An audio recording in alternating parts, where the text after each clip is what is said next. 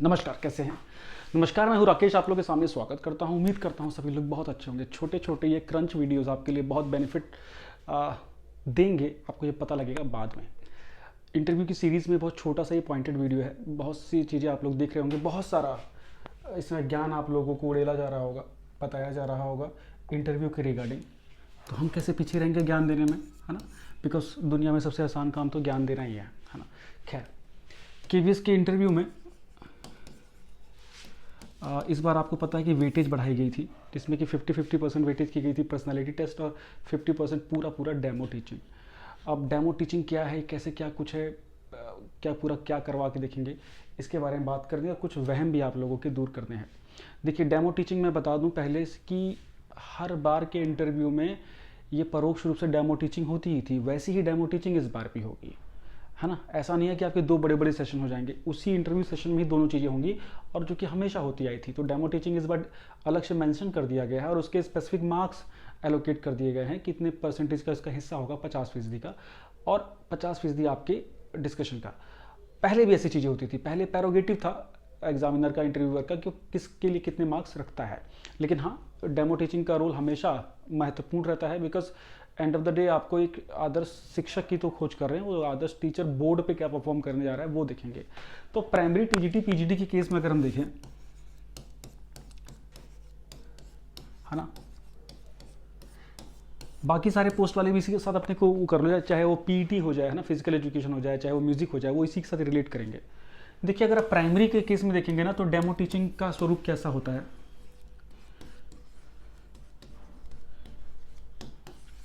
मतलब इसमें होता है एक्शन बेस्ड, ठीक है?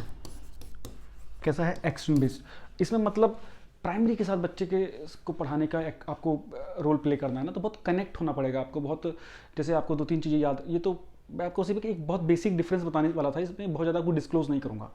इसमें आपको एक कविता या आपने हिंदी में पढ़ ली है, कविता आपने इंग्लिश में पढ़ रखी है, कुछ इंपॉर्टेंट टॉपिक्स आपको मैथ में आपने तैयार कर रखे हैं, कुछ इंपॉर्टेंट टॉपिक्स आपने साइंस के ईवीएस के तैयार कर रखे हैं, और वही आपको वहाँ पे प्रेजेंट करना है। तो प्रेजेंट ऐसे करना है कि बच्चा उससे कनेक्ट हो सके। आपको उस हॉल में ये सोचना होगा कि बच्चे 20-25-30 बच्चे बैठे हैं, और वैसे निश्चिंत होकर निर्छल मन से वो एक्टिविटी करनी होगी, जिसके लिए आपको फेशियल एक्सप्रेशन बनाने पड़ेंगे, जेस्चर्स क्रिएट करने पड़ेंगे, लिखने का विशेष ध्यान देना पड़ेगा। मैं उस पर ही आने वाला था।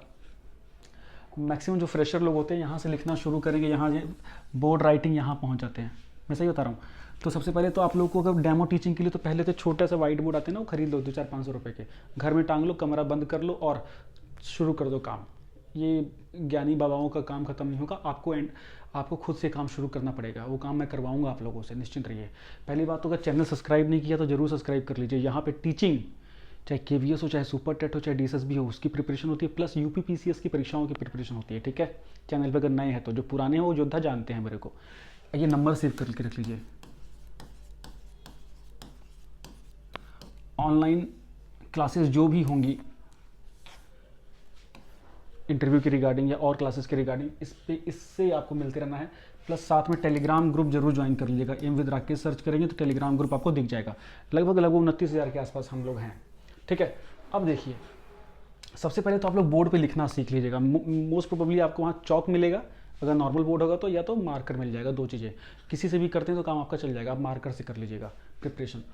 सबसे पहले बोर्ड रूम पे लिखना सीखिए, है ना? बोर्ड पे लिखते कैसे ये देखना शुरू कीजिए। वो बच्चे जिनको एक्सपीरियंस नहीं है, और लिखते समय आप लोग जब लिखेंगे क्लासरूम में, वो तो उस समय के जेस्चर में बताऊंगा, लेकिन बेसिक आइडिया ये होता है कि जब आप लिखें तो आपका पूरी पीठ जो काफ़ी लंबे समय तक एग्जामिनर की या इंटरव्यूअर की तरफ ना रहे, बीच बीच में इंटरेक्शन बना रहे, लिखते समय भी इंटरेक्शन बना रहे, ठीक है?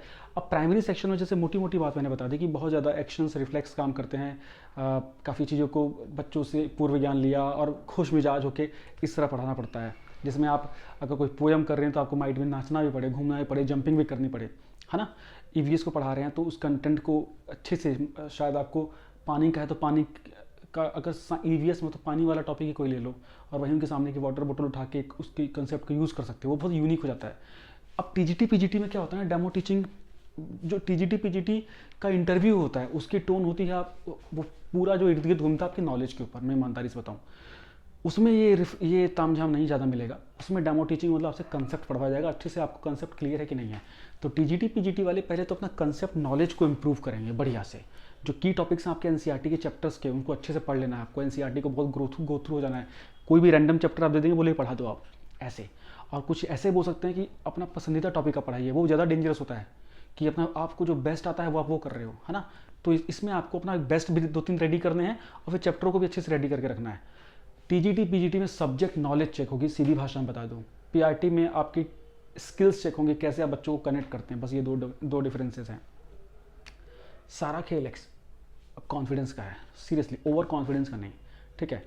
फेक नहीं होना है आपको, फेक नहीं लगना चाहिए आपको। कई बार कई चीज़ें हमारे अनुरूप नहीं चलती हैं, चलाते रहना चीज़ों को लेके।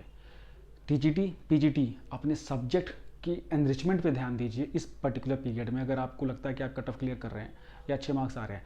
और प्राइमरी वाले बोर्ड में पहले लिखना सीखिए, दो English poem, 2 Hindi poem, 2-4 EVS को टॉपिक अपना रेडी करिए और बोर्ड पे लिखने की प्रैक्टिस करिए खाली कमरे में बैठ के। बस इतना सा काम। बेबी स्टेप्स लेंगे, बेबी स्टेप्स लेंगे, बेबी स्टेप्स लेंगे। केवीएस के इंटरव्यू ऐसे निकलेंगे। इंटरव्यू के बहुत सारे जो हमारे पिछली बार के सिलेक्टेड बच्चे थे, बहुत थे इनफैक्ट। अब तो हमारी बस कमजोरी यही कि हम सबको साथ में कनेक्ट नहीं रह पाए। उसमें से काफ़ी लोगों को मैंने रिक्वेस्ट किया है कि वो फटाफट आके अपना एक्सपीरियंस शेयर करें। तो बहुत सारे लोग शायद आपको दिखेंगे जल्दी जो अपना एक्सपीरियंस शेयर भी करेंगे। और इन सब चीज़ों को लेके आगे बढ़ते हुए शुरू कीजिए। बहुत सारी दुविधाओं को परेशान होकर उसमें परेशान मत होइए, बहुत कुछ आपके हाथ में नहीं है। बहुत से लोग अपने कट ऑफ को लेकर चिंतित हैं। अब थोड़ी सी सब काम कर लीजिए, है ना। आपको कभी ना कोई तो फ़ायदा देगा। आपको लगता है कि अगर आप बॉर्डर पे हो तो प्रिपरेशन करिए। हमें कुछ नहीं पता है। डेली अच्छा न्यूज़पेपर पढ़िए, एक हिंदी का, एक इंग्लिश का ज़रूर पढ़िए। देखिए, एक बच्चे ने कमेंट दिया था कि सर सुनते हैं कि हिंदी में अगर इंटरव्यू शुरू करते हैं, इंट्रो शुरू करते हैं, तभी नंबर कट जाएगा। पता नहीं कैसे लोग मिसगाइड कर रहे हैं, मेरे को समझ नहीं आ रहा है। ऐसा तो फिर वहाँ सारे लॉर्ड मैकाले बैठते हैं ना, ऐसा कुछ भी नहीं है भाई। मैं भी प्योरली कंप्लीट इंग्लिश में इंटरव्यू नहीं दे सकता हूँ, लेकिन मुझे देख के कोई ये नहीं कहेगा कि मैं अनपढ़ हूँ। मेरे बोलने से ये नहीं कोई कहेगा कि मैं अनपढ़ हूँ। बिकॉज हम जो बातचीत करते हैं तो उसमें पुट समझ में आ जाता है कि इनकी दूसरी कौन सी भाषा कितनी मजबूत है और हर भाषा पे कितनी कमांड है। तो हम ऐसे नहीं सोच कोई बता सकता कि मतलब इंग्लिश भाषा मेरी बिल्कुल कमज़ोर है, मुझे कुछ आता ही नहीं है अगर मैं हिंदी में बात कर रहा हूँ। तो आपको बस ऐसा ही लगना है, ठीक है। नेक्स्ट वीडियो में मिलते हैं, नई चीज़ें बताता हूँ। सब्सक्राइब जरूर करिएगा और बेल आइकन जरूर प्रेस करिएगा, बिकॉज बेल आइकन प्रेस नहीं करेंगे तो सब्सक्रिप्शन का फ़ायदा नहीं है। सब्सक्राइब करने का फ़ायदा होगा नहीं आपको। Thank you, bye bye.